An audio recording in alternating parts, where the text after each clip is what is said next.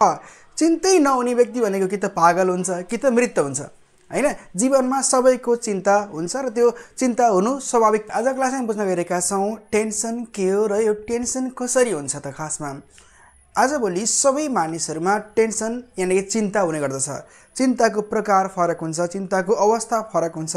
अब तपाईँ के कारणले चिन्ता हुनुभएको छ त्यो प्रकृतिमा फरक पनि पर्छ। फेरि अब दैनिक जीवनमा तपाईँले जुन काम गर्नुहुन्छ, तपाईँ अध्ययन गर्नुहुन्छ, तपाईँ अध्यापन गर्नुहुन्छ, तपाईँ घरको काम गर्नुहुन्छ, कसैको घरमा गएर काम गर्नुहुन्छ, या कुनै कम्पनीमा हजुरले इम्प्लोइको रूपमा काम गर्नुहुन्छ, तपाईँ इम्प्लोयर हुनुहुन्छ, त्यो कम्पनीको हजुर मालिक हुनुहुन्छ भने पनि जुनसुकै उमेर समूह विभिन्न समयमा तपाईँलाई अनेक रूपमा चिन्ता हुनसक्छ। तपाईँ एक्जामको प्रेसर हुनुहुन्छ, विद्यार्थीहरूमा पढाइको प्रेसर हुन्छ, साथमा टिचरहरूलाई आफ्नो अध्यापन आफ्नो कोर्स पाउने समस्या हुन्छ, चिन्ता हुन्छ।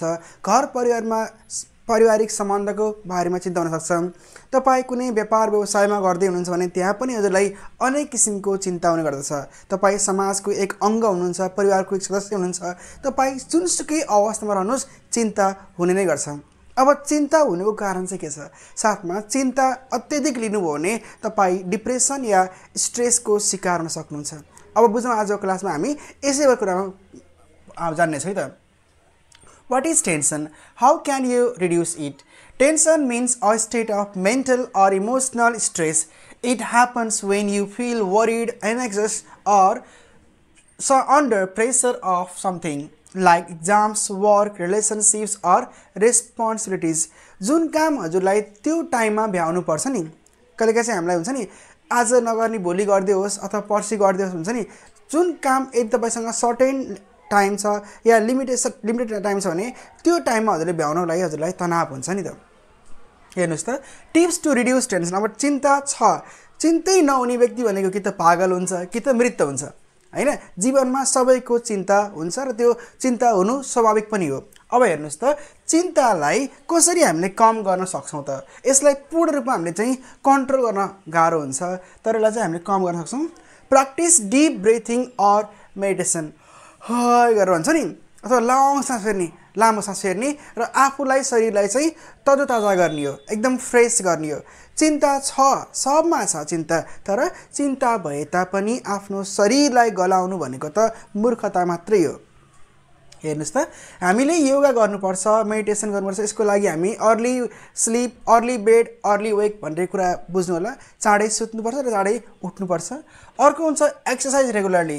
अब भन्नुहुन्छ तपाईँले सर हामीसँग त टाइमै हुन्न, होमवर्क यति धेरै सर दिनुहुन्छ, होमवर्क गर्नुपर्छ, अथवा सर व्यापारको प्रेसर यति छ भन्नुहुन्छ। तपाईँ जुन काम गर्नु भए तापनि तपाईँ अरूको लागि समय छिराउन सक्नुहुन्छ, तर आफ्नै जीवनको लागि आफ्नो शरीरको लागि टाइम दिन सक्नुहुन्न है। तपाईँ आफ्नो शरीरलाई समय दिनुहोस्, आधा घन्टा दिनुहोस्, 1 घन्टा दिनुहोस्। पर डे हजुरले छ नि 6 बजे उठ्नुहुन्थ्यो भने 5 बजे उठ्नुहोस्। 1 घन्टा हजुरले टाइम दिनु भने शरीर राम्रो हुन्छ।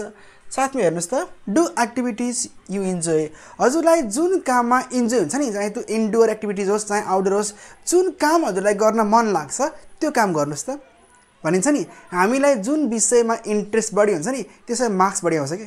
जुन काममा हजुरलाई बढी इन्ट्रेस्ट छ नि त्यो गरिदिनुहोस् न, हजुरलाई राम्रो हुन्छ।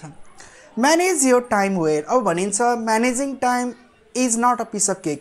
एकदमै गाह्रो हुन्छ नि त, तर समयलाई सदुपयोग गर्नुभयो, समयलाई रुटिन फलो गरेर गर्नुभयो भने तपाईँको समय एकदम राम्रो हुन्छ। हेर्नुहोस् त, talk to someone you trust. अब तपाईँको दुःखमा अवसर लिने मानिसहरू धेरै हुन्छन्। जब हजुरलाई दुःख पर्छ नि, समाजका, देशका, घरका मानिसहरू पनि हजुरलाई एक्लो छोड्न सक्नुहुन्छ। एक्लो भनेको तपाईँ त्यस बेलामा तपाईँको सम्बन्ध कतिको स्ट्रङ छ भन्ने कुरा नि जब हजुरलाई दुःख पर्छ त्यो बेला थाहा हुन्छ। त्यसकारण तपाईँको आफ्नो व्यक्तिको हो त, उसलाई हजुरले आफ्नो गरेर दुःखेस पोख्नुहोस्, उसँग केही कुरा नजिक हुन प्रयास गर्नुहोस्, उसँग केही कुरा लिनुहोस्। तब मात्र हजुरले राम्रो गर्न सक्नुहुन्छ जीवनमा। हेर्नुहोस् त, गेट इनफ स्लिप। तपाईँ छ नि आफ्नो पीडा यस्तोलाई नसुनाउनुहोस् कि भोलि हजुरलाई उसले त्यो अवसरलाई उसले अवसरको रूपमा हजुरलाई फेरि डिमोरलाइज गर्न सकोस् या डोमिनेट गर्न सकोस्। तपाईँ आफू नजिकको व्यक्तिलाई आफ्नो दुःख भन्ने हो नि त, सेयर गर्ने हो। साथमा हेर्नुहोस् त, गेट इनफ टु स्लिप। अब हजुरलाई 7 to 8 आवर भनेको हजुरलाई पर डे स्लिप हुनुपर्छ। जब हजुरको निन्द्रा राम्रोसँग पुग्छ नि तपाईँको स्ट्रेस, तपाईँको टेन्सन कम हुने गर्दछ। अब बुझौँ त थिङ्क पोजिटिभली है त तपाईँको मनमा मस्तिष्कमा के चलिरहेको छ भन्ने कुरो डिपेन्ड गर्छ हजुरको परिवेश कस्तो छ, परिवारको इन्भाइरोमेन्ट, समाजको इन्भाइरोमेन्ट र हजुरको अवस्था। तपाईँ जुन कुरा बढी सोच्नुहुन्छ नि भोलि सपनामा त्यही देख्नुहुन्छ। फेरि तपाईँ जुन कुरामा बढी स्ट्रेस लिनुहुन्छ नि भोलि हजुरलाई त्यही कुरालाई पीडा गर्ने गर्छ। जुन कुरामा हजुरले धेरै माया गर्नुहुन्छ, जसलाई धेरै माया गर्नुहुन्छ नि ऊ गुमेपछि हजुरलाई स्वतः टेन्सन हुने गर्दछ। तर यी सबै पोइन्ट्सहरू हजुरले जब फलो गर्नुहुन्छ जीवनमा हजुरको टेन्सनको लेभल कम हुन्छ। यसलाई हजुरले फलो गर्नुहोस् किनभने जीवन रहे जगत रहने हो नि, तपाईँ रहे तपाईँको संसार रहने हो। जीवनलाई सौहार्द बनाउनुहोस्, सुगन्धित बनाउनुहोस् र राम्रो बनाउनुहोस्। थ्याङ्क्स फर वाचिङ एन्ड फेरि भेट्नेछौँ नेक्स्ट भिडियोमा।